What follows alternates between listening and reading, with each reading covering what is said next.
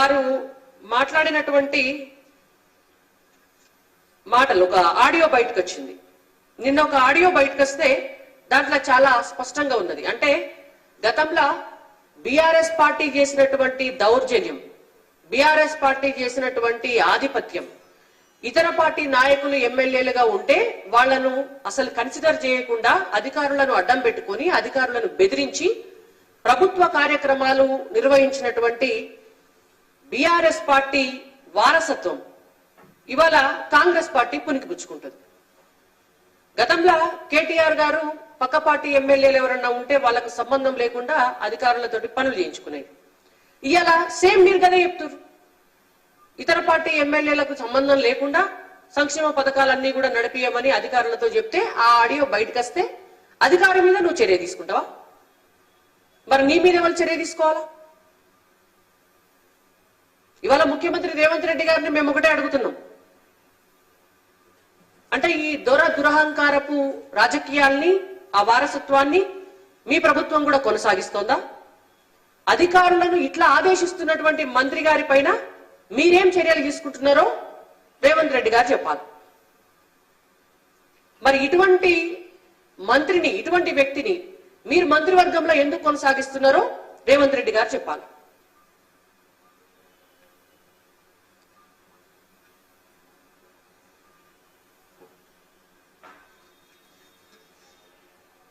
ఇంకొకటి, ఇన్ని మాట్లాడుకుంటా కరీంనగర్ పార్లమెంటుకు ఏమిచ్చినారు అన్నారు కదా. నేను ఇందాకనే చెప్పిన, మీకు చెవులు పడకపోతే దానికి మేమేం చేయలేమని. నేను ప్రభాకర్ గారిని ఒకటే విషయం అడుగుతున్నా. ప్రభాకర్ అన్న, మీరు ప్రాతినిధ్యం వహిస్తున్నటువంటి హుస్నాబాద్లో మీరిచ్చినటువంటి ఎన్నికల హామీ ఏ మహిళ కన్నా 2500 రూపాయలు ఈ ఏడాది దాకా ఇచ్చినారా? చెప్పురి దానికి సమాధానం. మొదలు రైతులకు మీరిచ్చినటువంటి హామీ రైతు బంధు 15,000 అందరు రైతులకు పడ్డాయా?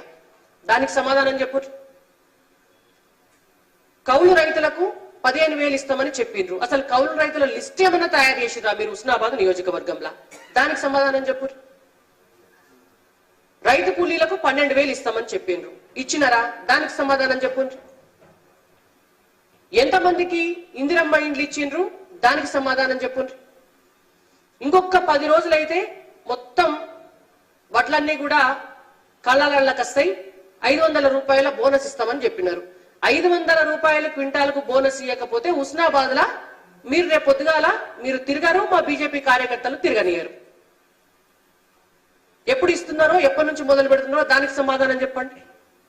ఇవాళ మీ హుస్నాబాద్ లా కరీంనగర్ పార్లమెంటు పరిధిలా మీరు కరీంనగర్ పార్లమెంట్ గురించి మాట్లాడినారు. మీరు ఈ రాష్ట్రంలో మంత్రివర్గంలో ఉన్నారు. రాష్ట్రంలో జరిగే అన్ని విషయాలకు కూడా మీకు కూడా సంబంధం ఉంటది కాబట్టి మీ ప్రభుత్వాన్ని మేము అడుగుతున్నాం. రైతులకు అకాల వర్షాలు పడి పంట నష్టపోయినరు. మరి ఆ పంట నష్ట పరిహారానికి సంబంధించి ఇప్పటి వరకు ఏమన్నా మీరు చర్యలు తీసుకున్నారా? ఒక్క రైతు కన్నా నష్టపరిహారం గింత ఇస్తామని ఎక్కడన్నా చెప్పినారా? దానికి సమాధానం చెప్పు. మొదలు అంటే ఇవేమి శాత కావు, ఇవేమి పనిచేసుడు శాత కాదు. ఎంతసేపు ఆరోపణలు చేయాలా? ఎంతసేపు భారతీయ జనతా పార్టీ నాయకులకు పంచాయతీలు పెట్టాలా? భారతీయ జనతా పార్టీలా లేనిపోని మొదలు పెట్టాలా? భారతీయ జనతా పార్టీ మీద అభాండాలు వేయాలి? కరీంనగర్ పార్లమెంటుకు అభ్యర్థి అయినటువంటి బండి సంజయ్ కుమార్ గారిని ఆరోపణలు చేయాలా? మీకేమొస్తుంది ఆరోపణ చేస్తే? బీజేపీ నాయకులను తిడితే మీరు లీడర్ అవుతారా? సంజయ్ అన్నం తిడితే ప్రభాకర్ అన్నం మీరు లీడర్ అవుతారా? ప్రజలకు సేవ చేస్తే లీడర్ అవుతారు. మీకు నాయకత్వ లక్షణాలుంటే మీరు లీడర్ అవుతారు. మీరు 6 గ్యారంటీలు అమలు చేస్తే లీడర్ అవుతారు. బండి సంజయ్ గారిని తిడితే, కిషన్ రెడ్డి గారిని తిడితే, కిషన్ రెడ్డి గారికి బండి సంజయ్ గారికి తాకట్లు పెడితే మీరు లీడర్ గారు.